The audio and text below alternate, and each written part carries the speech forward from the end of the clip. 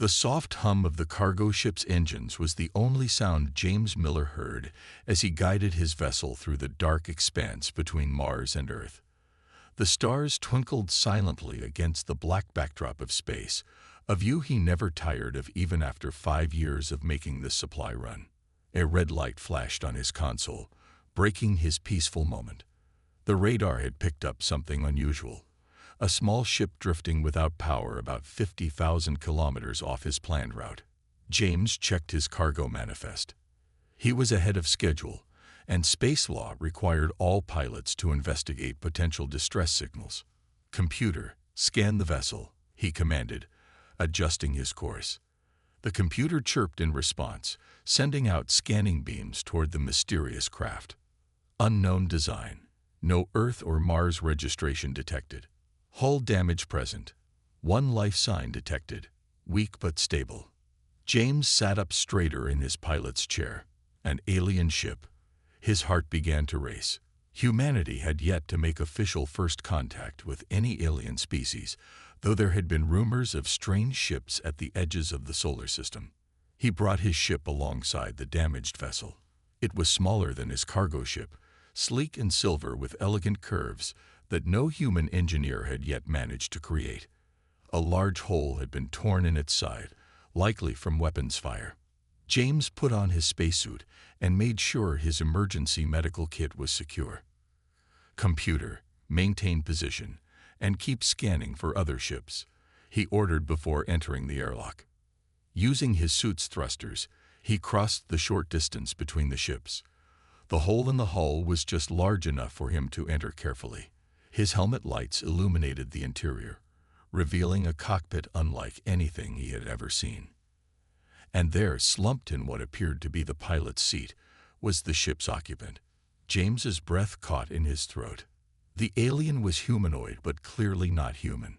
Her skin was a soft purple color, and what looked like fine scales covered her arms. She appeared to be female, wearing what seemed to be a torn research uniform. She was injured. Dark blue liquid that he assumed was blood was seeping from a wound in her side. Her eyes were closed, but the slight movement of her chest showed she was still breathing. James moved closer, pulling out his medical scanner. "Hello," he said softly, though he knew she probably couldn't understand him. "I'm here to help." The alien's eyes snapped open, revealing golden irises with vertical pupils. She jerked back in surprise, then winced in pain. "Easy, easy," James said, raising his hands to show he meant no harm. "I'm here to help you. You're hurt." The alien woman watched him carefully, then reached for something on her belt. James tensed, but she pulled out a small device and spoke into it. After a moment, his suit's radio crackled with translated words. "Thank you for stopping," she said, her voice weak but clear through the translation device. "But you must leave quickly. They will return." "Who will return? What happened to you?" "Raiders," she managed to say. "They attacked my research vessel. They want my work, my discoveries. I escaped, but they followed. Please, you must." A new alarm blared from both their ships. 3 large vessels had just appeared on radar, moving fast toward their position. "They're here," she whispered, fear evident in her voice. James made a quick decision. "I'm getting you out of here. Can you move?" She nodded weakly. With careful movements, he helped her out of her chair. She was lighter than he expected, making it easier to support her as they moved toward the hole in the hull. "My research data," she said suddenly, reaching for a small crystal embedded in her ship's console.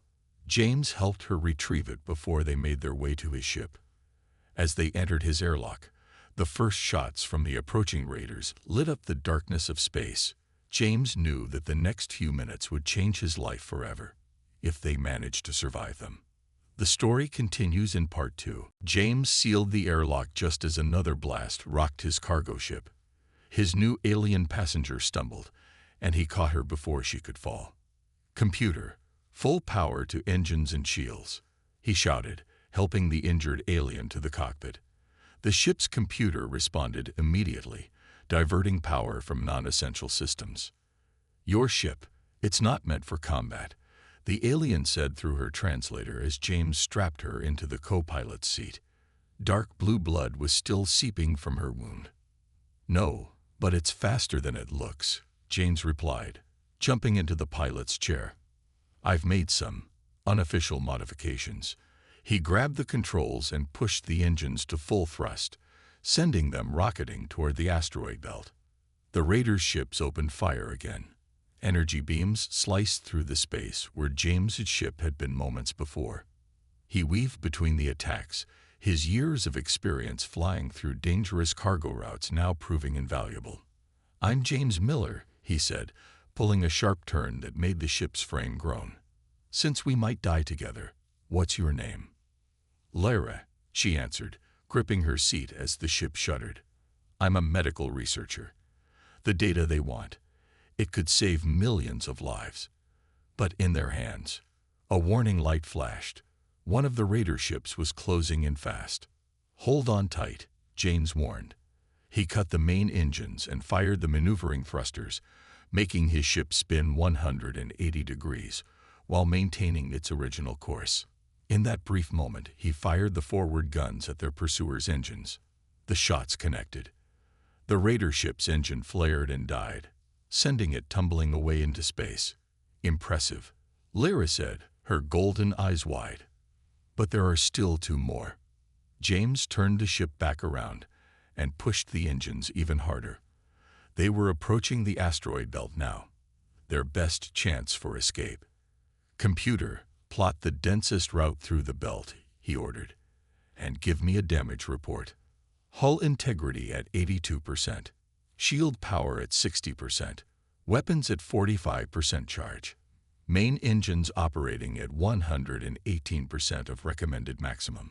Another blast caught the edge of their shield, making the entire ship shake. James cursed under his breath. The Raiders' weapons were far more powerful than anything he'd encountered before.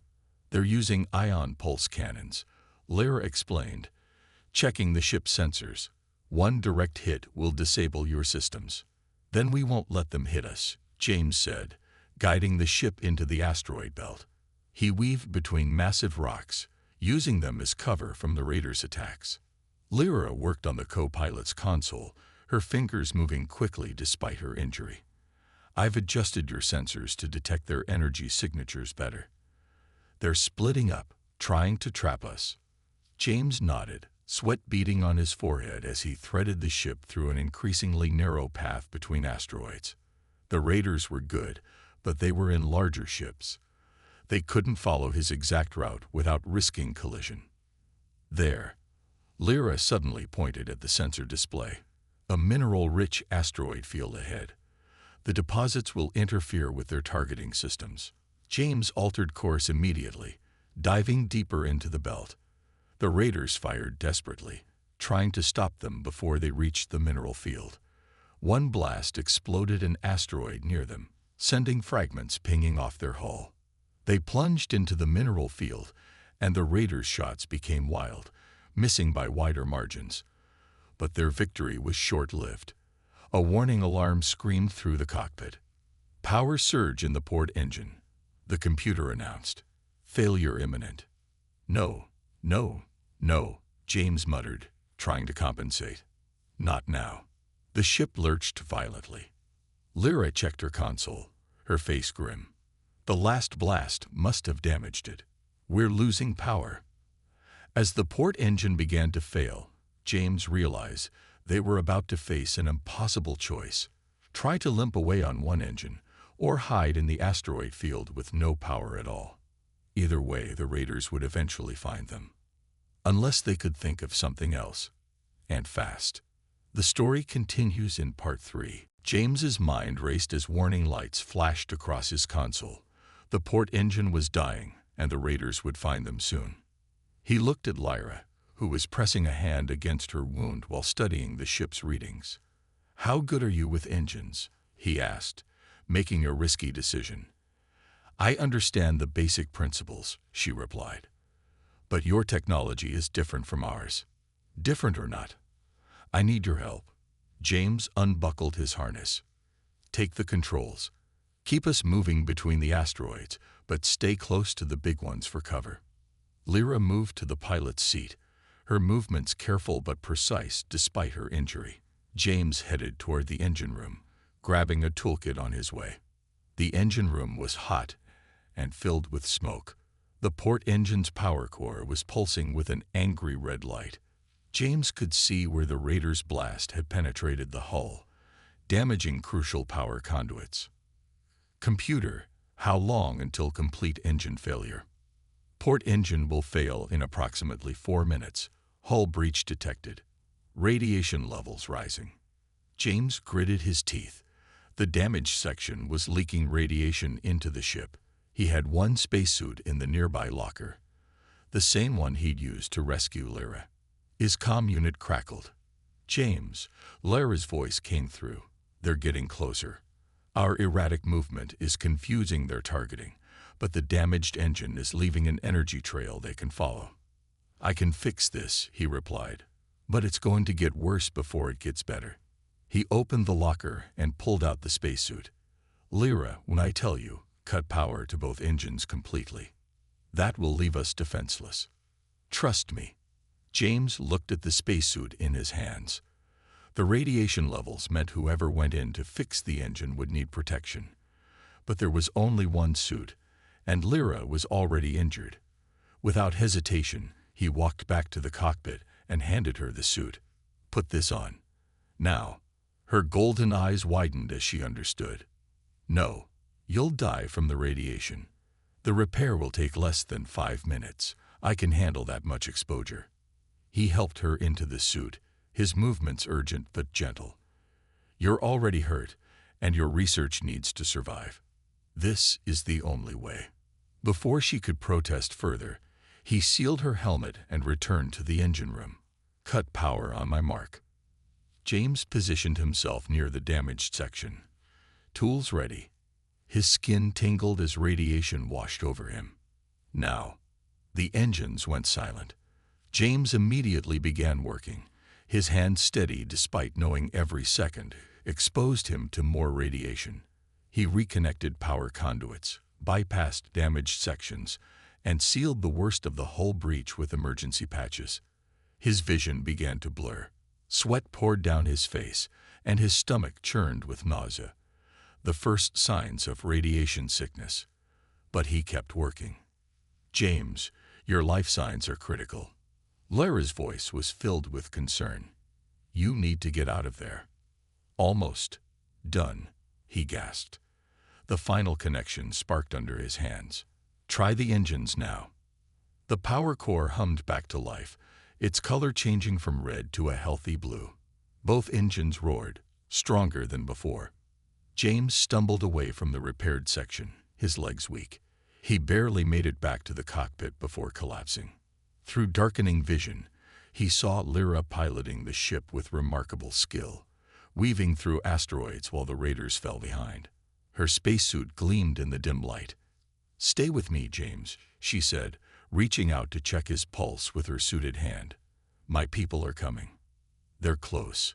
You just need to hold on." He tried to respond, but his body was shutting down from the radiation exposure.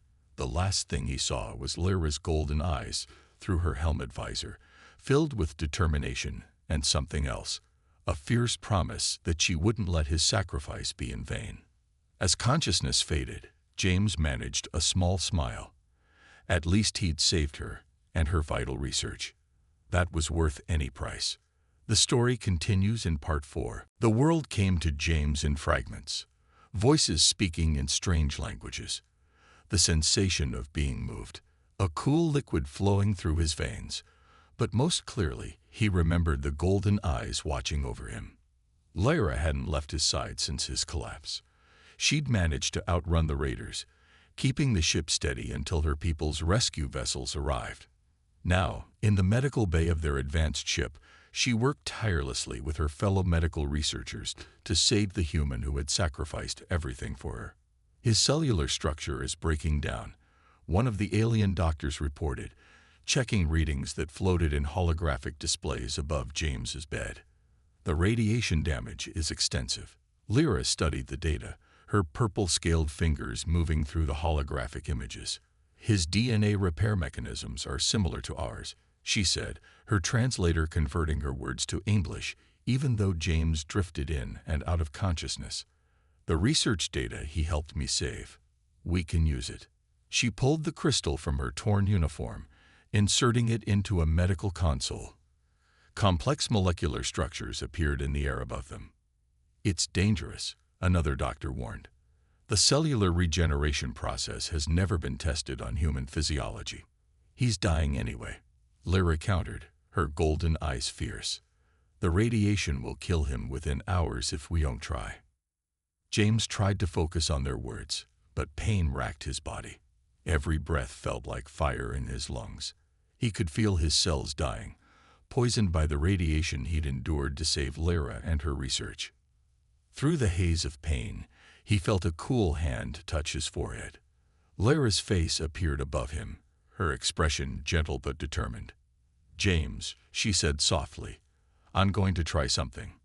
It might save you, but it's never been done before. Do you trust me?" He managed a weak nod. After everything they'd been through, trust wasn't even a question. Lyra turned to her medical team. "Begin the procedure. Full cellular regeneration protocol, modified for human biology." The medical bay burst into activity. Strange devices were positioned around James's bed. Lyra worked quickly, programming the treatment parameters while monitoring his vital signs. "First phase beginning," she announced, introducing regenerative nanites. A silver liquid flowed through the tubes connected to James's arms. The moment it entered his bloodstream, every nerve in his body screamed. His back arched off the bed as pain unlike anything he'd ever felt tore through him. "His heart rate is critical," one of the doctors shouted. "Keep him stable," Lyra ordered. "The nanites are rewriting his damaged cells. Pain is expected." She grabbed James's hand, letting him squeeze it as waves of agony washed over him. "Stay with me, James. Fight through it." Hours passed in a blur of pain and strange sensations. James felt like his body was being taken apart and rebuilt, molecule by molecule. In a way, it was. Finally, the pain began to fade. James's consciousness surfaced from the depths of agony, and he became aware of his surroundings again. The first thing he noticed was that he could breathe easily. The burning in his lungs was gone. He opened his eyes. Lyra was still there, looking exhausted but relieved. The medical displays above him showed readings he didn't understand, but they were clearly much better than before. "Did it work?" he asked, surprised by how strong his voice sounded. Lyra smiled. "See for yourself." She held up a mirror. James looked at his reflection and gasped. His skin had a slight purple tinge, and tiny scales, almost invisible unless you looked closely, covered his arms. But more than that, he felt different, stronger, like his entire body had been upgraded. "What did you do to me?" "We saved you," Lyra explained. "Using my research, we regenerated your damaged cells. But the process changed you. You're the first successful human-alien hybrid in history." Before James could process this information, alarms began blaring throughout the ship. A voice spoke over the intercom in the alien's language, and Lyra's expression turned grave. "The Raiders," she translated. "They found us again. And this time, they've brought reinforcements." The story continues in Part 5. James stood up from the medical bed, surprised by how natural it felt. His body moved with a fluid grace he'd never possessed before, and his mind felt sharper, clearer. "You should rest," Lyra said, but her voice held more curiosity than concern. "The transformation is still stabilizing." "No time," James replied, watching through the medical bay's window as enemy ships appeared out of hyperspace. "Those raiders want your research, and now they'll want me too, won't they?" Lyra nodded. "You're living proof that our regeneration technology works across species. To them, you're as valuable as the research itself." The ship shuddered as the first attacks hit their shields. James moved to a computer terminal, his fingers instinctively understanding the alien interface. "How many ships are we facing?" "7 raiders," Lyra answered, watching him with amazement. "The nanites in your system. They're helping you understand our technology." James grinned. "They're doing more than that. I can feel it. Where's the nearest weapons station?" Before Lyra could answer, 3 armed alien security officers burst into the medical bay. They spoke rapidly in their language, gesturing for Lyra to evacuate. "They want to get us to the escape pods," she translated. "Standard protocol for civilian research vessels under attack." James shook his head. "Your ship's bigger, but those raiders are military grade. They'll catch any escape pods before they reach safety." He turned to the security team. "Take me to your defense control room." After a quick discussion with Lyra, they agreed. As they ran through the corridors, James marveled at his new abilities.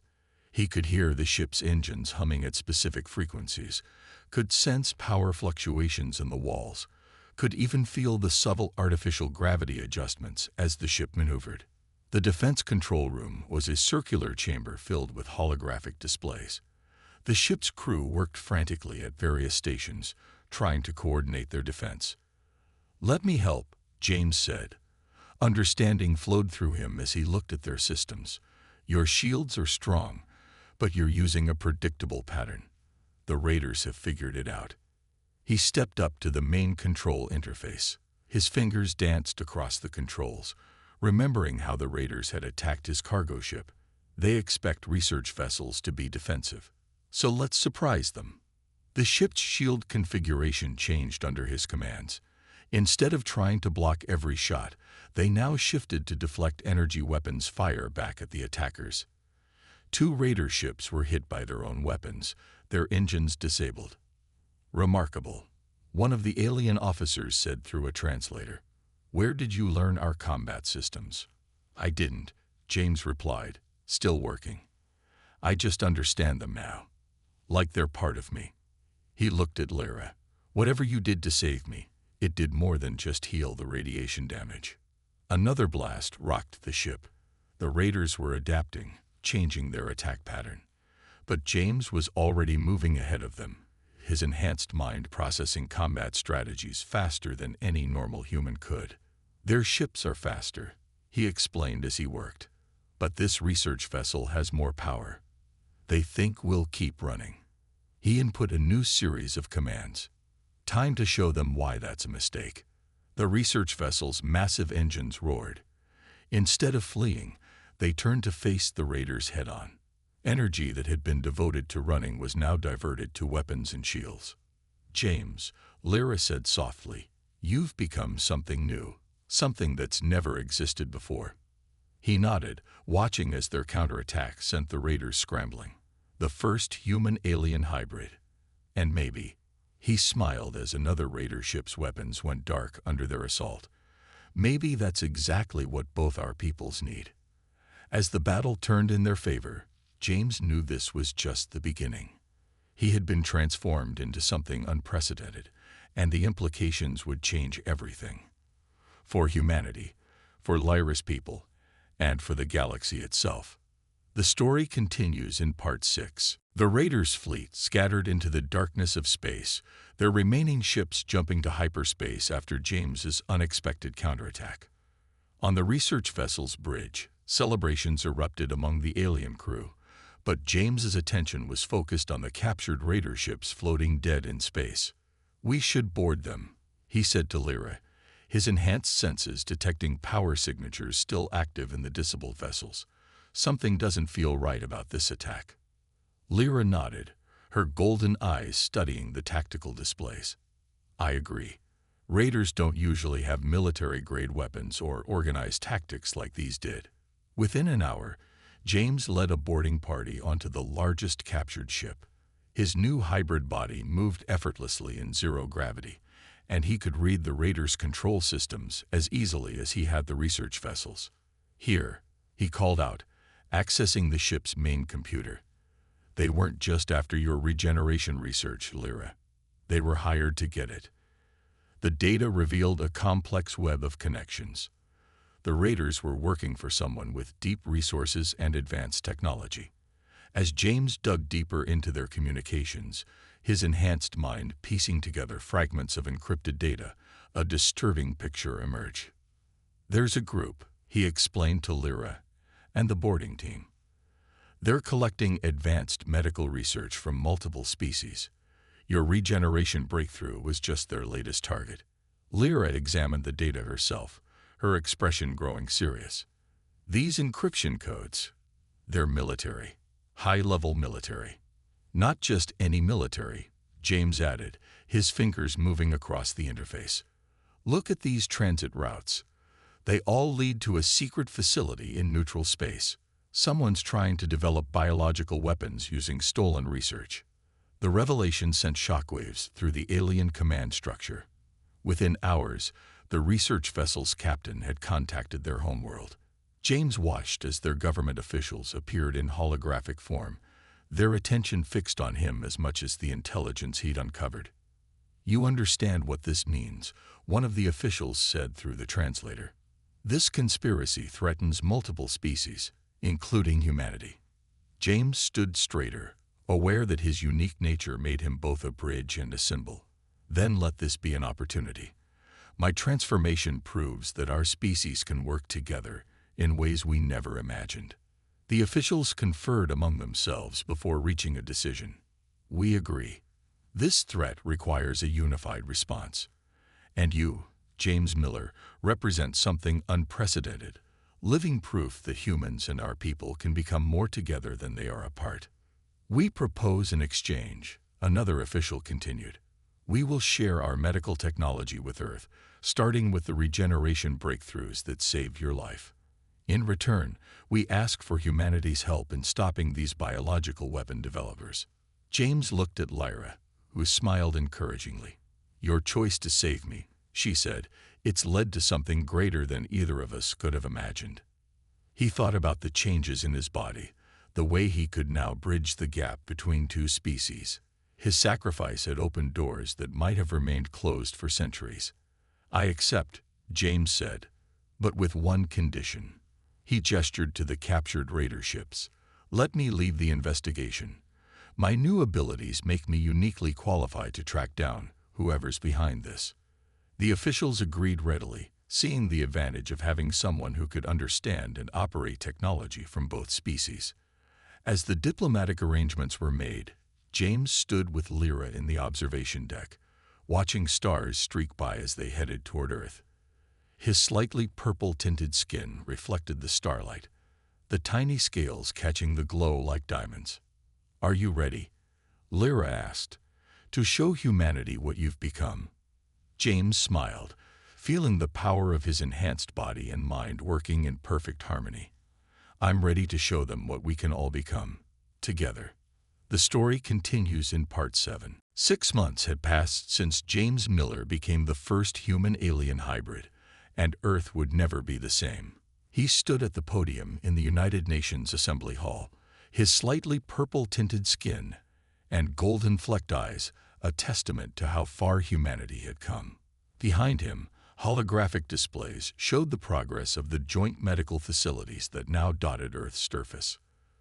Thousands of people had already benefited from the shared medical technology, though none had undergone the complete transformation that James had experienced. "The partnership between our species has exceeded all expectations," James addressed the assembly. "But our work isn't finished." He gestured to Lyra, who stood beside him as the chief medical advisor for the collaboration. Their investigation into the biological weapons conspiracy had uncovered cells on 12 different worlds, each now being systematically shut down. "Together, we've prevented 3 major attacks," James continued. "The same technology that saved my life is now saving millions, and we're just getting started." After the speech, James and Lyra boarded their new ship, a hybrid vessel that combined the best of both species' technology. It had become their mobile command center as they continued their mission across the stars. "The latest intel came in," Lyra said, bringing up a holographic map of the galaxy. "We've tracked the conspiracy's leadership to a base in the Outer Rim. They're desperate now, which makes them dangerous. James nodded, feeling the ship's systems through his enhanced connection to the technology. They should be desperate. They never expected their attack on your research vessel to lead to this. He gestured at the map, highlighting the network of allied worlds that had joined their cause. What started as a partnership between two species had evolved into something greater. A coalition dedicated to sharing medical advances and protecting all sentient life. Command confirms we're clear to proceed, Lyra said, checking their mission parameters. The joint fleet will follow our lead. James smiled at her. Their relationship had evolved too, from rescuer and rescued to partners in every sense. They understood each other in ways no purely human or alien couple could, their differences becoming strengths rather than barriers. The ship's engines hummed to life as they prepared to jump to hyperspace. Through the viewport, James could see Earth growing smaller, the beautiful blue planet that had given birth to humanity, now taking its first steps into a larger universe. "Remember when you found me in that damaged ship?" Lyra asked, her golden eyes twinkling. "Did you ever imagine it would lead to all this?" "Not in my wildest dreams," James replied, watching as their allied fleet assembled around them. Ships of various designs and origins, all united in a common cause. I just wanted to help someone in trouble. And that simple choice changed everything. Lyra activated the hyperspace drive, ready to make history again. James looked at his hands, the subtle scales catching the light. He wasn't just a hybrid of two species anymore. He had become a symbol of what was possible when different peoples chose to work together, to share their strengths and overcome their differences. "Always ready," he said, as the stars began to stretch into streaks of light. "There's a whole galaxy out there, filled with people who need help. And thanks to what happened between us, we can show them a better way." The ship jumped to hyperspace, carrying them toward their next mission. Behind them, Earth continued its transformation, growing into its new role as a center of interstellar cooperation and medical advancement. James Miller had shed his blood to save an alien woman, and in return, he'd received something beyond imagination. Not just a transformed body or enhanced abilities, but the chance to help transform the galaxy itself. As their ship raced through hyperspace, James knew that this wasn't the end of their story. It was just the beginning of humanity's greatest adventure. The end.